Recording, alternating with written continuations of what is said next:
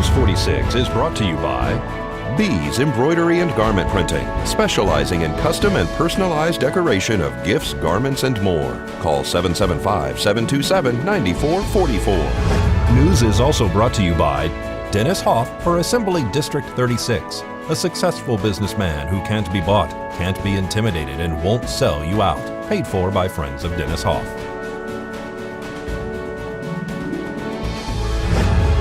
News is also brought to you by J.K. Nelson Law. Call 727-9900 today for your free consultation. If you need a lawyer, you need Nelson.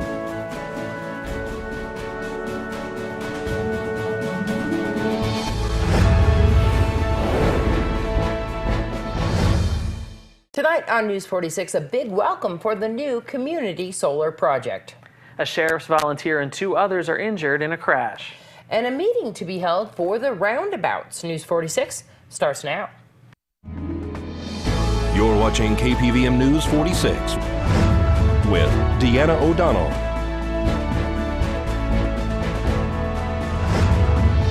and Zach Reinert. News 46, local coverage you can count on. Good evening. It's Wednesday, September 28th, 2016. I'm Deanna O'Donnell. And I'm Zach Reinert for News 46. A 15-megawatt community solar project north of Pahrump went online today, and Valley Electric Association members will soon receive power from the solar installation at no additional cost. A ribbon cutting was conducted for what is now the largest community solar project in the country. The plant is situated on 80 acres of land and will produce enough power for 2,500 houses at full output.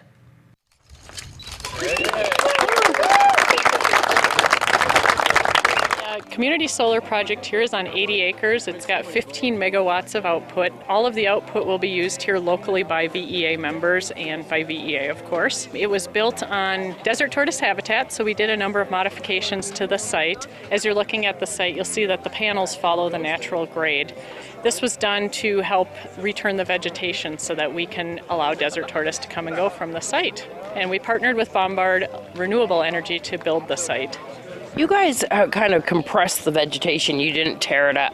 Yes, we had, so before the construction activity started at the site, we had a company come in and actually mow the vegetation. We called it, or crushed it. So the majority of the root system is still intact here in the ground, and as you're walking through the site here, you can actually see the little green vegetation popping back up, and we want it to grow, where most solar sites do not want the vegetation growing. So we're going to allow it to grow, and by mowing it before and not blading everything off, it'll allow it to come back quicker. And will you let it grow completely, or will you keep it low? We'll keep a monitoring on it. Most of the vegetation doesn't grow real high, so it shouldn't be an issue. We'll keep an eye on it, though. If it does get too close to the panels, we'll do some trimming, but won't cut it off to the ground. How many tortoises did you guys remove and relocate temporarily? We had 4 on the site. One was a very tiny tortoise, so but 3 larger ones and 1 very tiny one. And then you have put them in kind of a tortoise condo, waiting to come back in spring, and you're going to release them back here? That's correct. We're waiting till spring because currently there's not a lot of food for them on site right now, and we want to give it a chance to go through the winter and get some spring plants up on the site so they have something to eat and we don't have to supplement their diet. So tell me how the community can purchase power from here. How does that work? We're still working on developing the program. Immediately, the power that's going on the grid is being used by our members right now, but we'll be developing a program where members can actually buy in and get the renewable energy for them on their bill for a specific allocation. And that'll be a lower rate, right? That is correct, yes. And I anticipate that'll be out later this year. We'll have more information on that. You were saying that this is the only one in the country this large. That is correct. 15 megawatts is the largest community solar project in the country. Are you looking at any more of these? We're currently not. This project fits all of our needs currently that we have. However, we may look at other areas as we see how this project works for us. Maybe we'll look at other areas like Beatty or Amargosa Valley to see if it makes sense to do a similar model at the correct size for the member base out in those areas. Are you guys using it right now? Currently, we're still doing some testing at the site, so it's not in full output just yet. It will be in a couple weeks here as we finish up testing. Well, it's up to you to vote for the sale of the transmission line in order to receive the benefits available from Valley Electric Association. Here's Cassandra Selbach with more.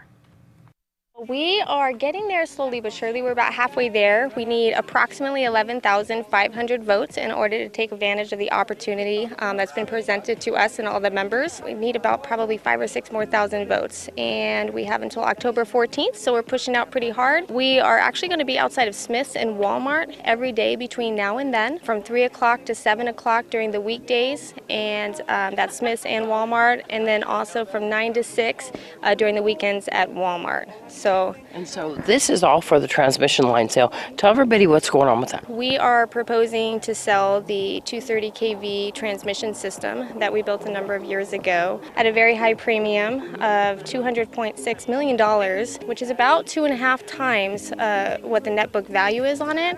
And that puts us in a position where we're able to retire the largest amount in capital credits in our history, and also return a $579 check to every member. Tell me about the 9.9 rate reduction. So we will have the opportunity, if the sale goes through, to reduce the rate by 9.9%, basically eliminating the rate increase that we recently saw in July. So that's pretty exciting. Again, the final bid that came through was much higher than we anticipated, which ultimately is what's creating that opportunity. So we're looking forward to providing future rate stability for all the members, estimated at another 8 years if this all goes through. So it's up to each member to go out there and vote, isn't it? It is. So it's extremely important. And what we're finding is that a lot of members are underestimating the value of their vote. So we're not having any issues getting a yes vote, but we are having some trouble just getting people to vote at all. So, and I think that there's just a misconception out there where we think that maybe our vote doesn't actually count, and it really does. So this is a co-op.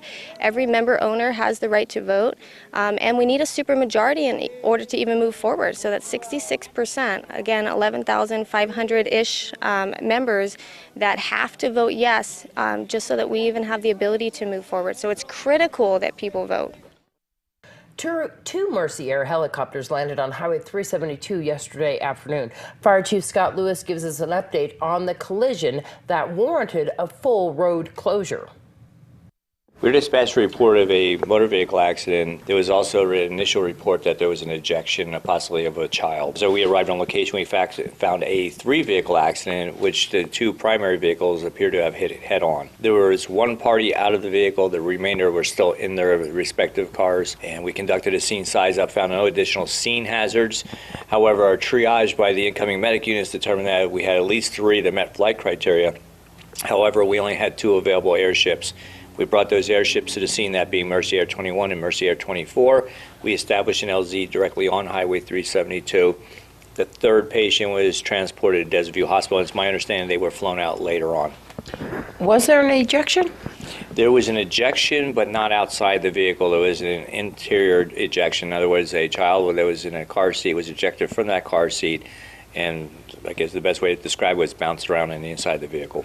So were they not restrained? It's under the investigation of NHP right now. It was an officer involved or an off-duty auxiliary, or do you know? It's my understanding that one of the drivers has an affiliation with the sheriff's office, and I believe it's in the facet of being an auxiliary member. Road was closed down for quite a while. It was closed down initially due to the fact that we brought the helicopters in and landed them on 372. Once they departed into trauma, then some portions of the roadway were reopened. All right, more about the roundabouts coming to Pahrump after the break.